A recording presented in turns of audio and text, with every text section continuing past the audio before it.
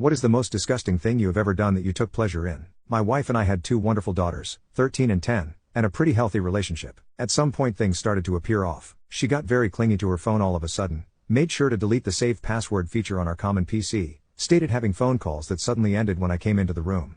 You can probably guess what it was. Now having 15 years of marriage behind us, I was hoping it wasn't what it obviously seemed to be. So one day when she told me she was going to spend some time with the girls, I decided to follow her. Sure enough, I find her driving to a hotel to meet with a guy I will call Steve. To say it was a gut punch was an understatement. I literally cried for an hour straight. After I was done with my self-wallowing phase, I decided the best course was getting even. I thought of several scenarios that may or may not have involved me hurting Steve. Eventually I decided to do things more civilly and more importantly legally, but only just. So the first part of the plan was gathering evidence. I could have just gotten a pie, but I had something better in mind. So one day when my wife was at her job and the kids at school, I installed some small secret cameras and microphones I had bought. Due to the setup of our bedroom, I even managed to get one perfectly overlooking the bed. I didn't however use them while I was at home. So a couple of days pass, when I proposed to my wife that the second to next weekend I should take the girls on a trip and stay a night too. I more often than not was the one cooking. I took a far more active role in raising the girls and showed them a lot more patience and attention.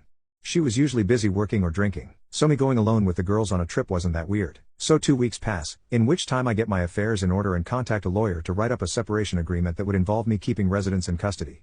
I go on the trip, try to not give anything away to the girls and wait and see if Steve and my wife fall into the trap. When I returned I checked the recordings of the weekend, and sure enough it's a 36-hour fest. When they weren't doing the deed, the dialogue was something even better. I found out that Steve had a wife, but even worse, they also talked about me. And I heard the obvious character assassination that I expected about how small my PP was, an insecurity of mine, how I didn't satisfy her. But there was some really hurtful stuff, like her telling Steve some of my deepest secrets and shameful stories that I had only told her about, just so they could have a laugh.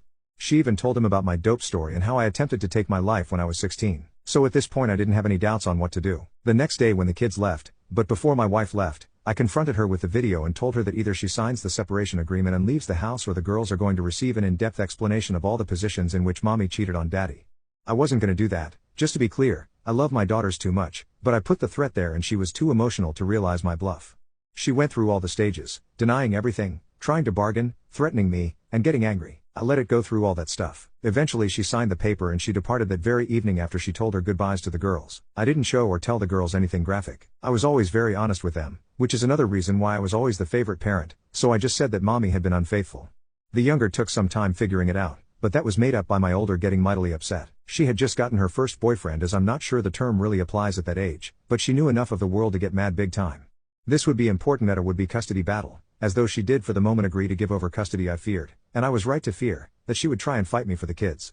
What I didn't expect was for her to use her visitation rights to talk crap about me. Basically she started telling my younger kid about how it was all my fault for not forgiving her. Her lawyer even started demanding she receive custody. So I finally activated my revenge plan. Enter trip to South Carolina. Why South Carolina? Simple. Fort Sumter. I really wanted my daughters to see it. I definitely did not go there because it is one of the last places where revenge porn isn't illegal, and where I could upload my wife and Steve's doings and intimate moments with no worries on the internet and other such sites, as you cannot be prosecuted for crimes that weren't illegal when and where they were committed.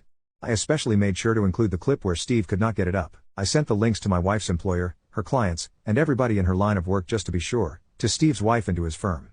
Steve soon got a divorce. I feel sorry for his wife as she was an innocent victim in all of this, but I think it's better that she found out. As for my wife, this was the end of any chance to get custody. She soon got fired from her job of 8 years. I got custody. Yes, due to her being unemployed, I got no alimony, but honestly I make enough money to sustain both me and the girls, so I don't care, and I'm good enough at caring for them and they are old enough to allow me to have a full-time job. Several months later, my wife is still unemployed. Last time I spoke to her wife she threatened to come and take my life and how this will be revenge for ruining hers.